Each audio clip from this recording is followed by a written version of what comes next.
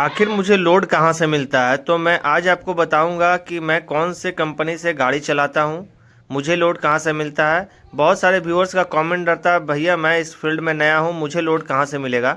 तो दोस्तों ये देखिए जेसीबी की कंपनी है। हमारे झारखंड में बहुत सारे ऐसे बड़े बड़े कंपनी हैं जहाँ से मुझे थोड़ा सा लिंक हो गया, टाइप है। तो वहाँ से भी मुझे भाड़ा महीने का 2 4 5 10 भाड़ा मुझे मिल जाता है। तो यहाँ से देखिए दोस्तों, अभी लोड हो रहा है बैरल, जिसमें ऑयल रहता है। जो ये बड़ी बड़ी जेसीबी मैंने आपको दिखाया है, उसका ये इंजन ऑयल रहता है, कूलेंट रहता है और ग्रीस रहता है दोस्तों। तो इसका भी भाड़ा मुझे मिल जाता है दोस्तों। चलिए अब मैं दिखाता हूँ कि ये जो बड़ा जेसीबी है, जो नया ब्रांड न्यू बन करके आता है, टेलर से ये लोड होकर के आता है दोस्तों, ये गाड़ी उतरता कैसे। देखिए इसमें बड़े बड़े अनुभवी ड्राइवर रहते हैं। ये आम नॉर्मल ड्राइवर ये कोई नहीं उतार सकता। जो 5 साल 10 साल पहले से ये जेसीबी चला रहा है वही लोग ये उतार सकता है। देखिए बैक करके कैसे स्लाइडिंग एक बना हुआ है। तो दोस्तों इस स्लाइडिंग के द्वारा इस बड़ी बड़ी गाड़ियों को उतारी जाती है। और इस बड़ी बड़ी गाड़ियों का जो ऑटो स्पेयर पार्ट्स होता है उसको मैं डिलीवर करता हूँ एक कंपनी से अदर कंपनी में। हमारे बोकारो और झारखंड साइड के कोयलांचल एरिया में कोयला उठाने का ये काम करती है। दोस्तों वीडियो में बने रहिएगा, जिसमें आपको पूरी जानकारियाँ मिलेगी मुझे लोडिंग कहाँ से मिलता है गाड़ी का। तो दोस्तों आज हम बात करेंगे पिकअप का सेल क्या है। जो बंदे इस लाइन में नया आना चाहते हैं उनको नहीं पता होगा कि गाड़ी को हम कैसे चलाएं, गाड़ी का भाड़ा हम कैसे तय करें, पिकअप का सेल कितना होना चाहिए, जिससे आपका ड्राइवर का खर्च निकल जाएगा, आपका पेपर का खर्च निकल जाएगा, गाड़ी का मेंटेनेंस का खर्च निकल जाएगा और आपका जो कमाई है वो भी निकल जाएगा। तो नमस्कार दोस्तों, मैं प्रियांशु सिन्हा आप सभी के सामने फिर से एक नया वीडियो लेकर के हाजिर हूँ। तो चलिए आज हम डील करते हैं पिकअप छोटा हाथी। आपको समझ में आ जाएगा कि आप अगर छोटा हाथी भी लेना चाह रहे हैं और पिकअप भी लेना चाह रहे हैं तो गाड़ी को कैसे चलाना चाहिए जो कि सही रहेगा और आपका सेल भी आराम से निकल जाएगा। तो दोस्तों बोलेरो पिकअप का सेल कम से कम 1500 से 2000 का बीच होना चाहिए पर डे का। अगर आप महीने में 20 से 25 दिन भी कम से कम आपका गाड़ी चलना चाहिए। अगर आपका 1500 से 2000 का सेल है दोस्तों, अगर आप खुद से गाड़ी चला रहे हैं तो अगर आप 1500 रुपया भी पर डे का कमा रहे हैं तो ठीक है। ड्राइवर से अगर गाड़ी आप चलवा रहे हैं तो पर डे कम से कम आपका 2000 का सेल होना चाहिए। क्योंकि कोई भी ड्राइवर आपके गाड़ी पे अगर समय दे रहा है तो आप उसको कम से कम 500 से 600 मिनिमम जो वेजेस आज का है वो तो आपको देना ही पड़ेगा, पे करना ही पड़ेगा। ड्राइवर को दे करके आपको 1400 1500 रुपया पर डे बचना चाहिए। वो भी मैं बता देता हूँ क्यों। गाड़ी का जो पेपर है दोस्तों उसका बनाने का खर्च आता है।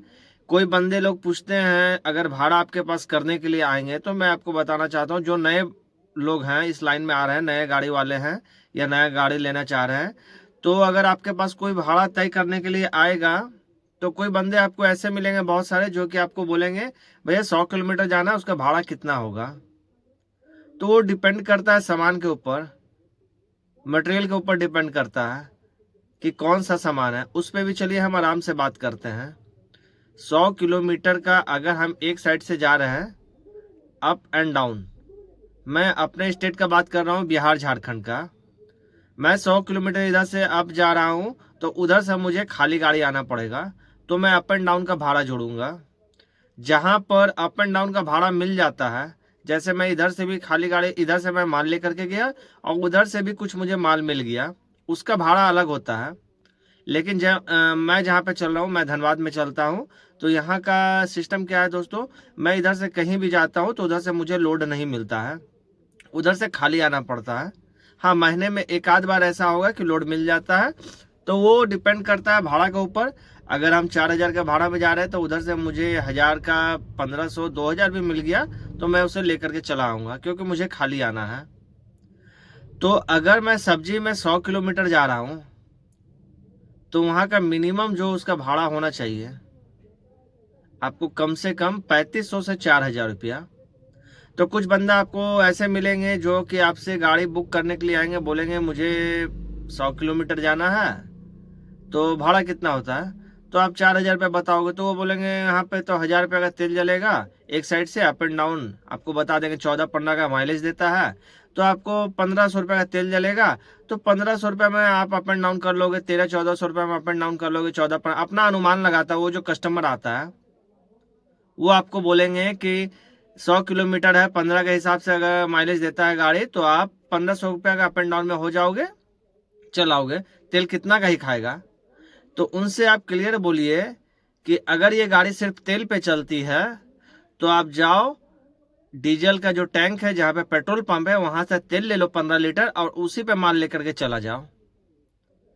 क्या है कि इंडिया में जो भी कस्टमर आपका गाड़ी बुक करने के लिए आएंगे, ये बात जरूर आपको बोलेंगे कि कितना किलोमीटर है, 10 किलोमीटर है, 20 किलोमीटर है, 50 किलोमीटर, तेल ही कितना जलेगा, 100 रुपये का तेल जलेगा, 500 का तेल जलेगा, 1000 रुपये का तेल जलेगा। तो उनको सीधा आप बोलो तेल पे अगर गाड़ी चल रहा है तो सिर्फ आप तेल ले लो पेट्रोल पंप से और आप तेल पे ही चले जाओ। गाड़ी का मेंटेनेंस भी होता है, गाड़ी का टायर खियाता है, टायर घिसता है, इंजन आपका घिसता है, पेपर बनाना पड़ता है। उसके बाद अगर आप खुद चला रहे हो तो ठीक है, अगर ड्राइवर चला रहा है तो उसको आपको ड्राइवर का तनख्वाह देना पड़ता है। तो आपको बहुत सारे ऐसे बंदे मिलेंगे जो कि स्टार्टिंग में आपको नए नए में बेवकूफ़ बनाएंगे, तो उसके लिए परेशान नहीं होना है। लेकिन हाँ, 100 किलोमीटर का मैं अनुमान भाड़ा बता दिया हूँ, मुझे अप एंड डाउन आना है। अगर उधर से मुझे भाड़ा अगर नहीं मिल रहा है, अप एंड डाउन का मैं भाड़ा जोड़ूंगा, कम से कम 3500 से 4000 का बीच होना चाहिए।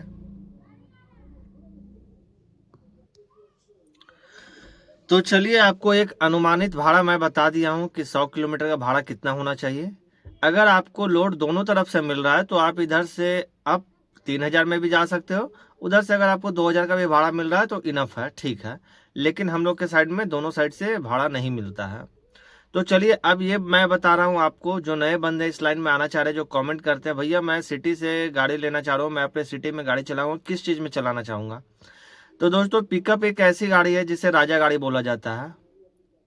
पिकअप का अभी तक का कोई गाड़ी तोड़ नहीं निकाल पाया है।